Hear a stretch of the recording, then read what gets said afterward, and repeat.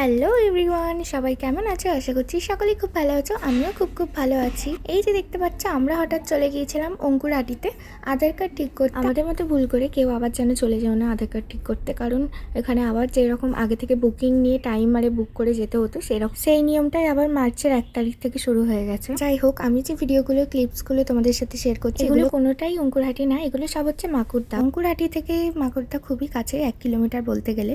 তারপর ওখান থেকে আবার ডোমজুরও কাছে, সলপও কাছে, সব কিছুই।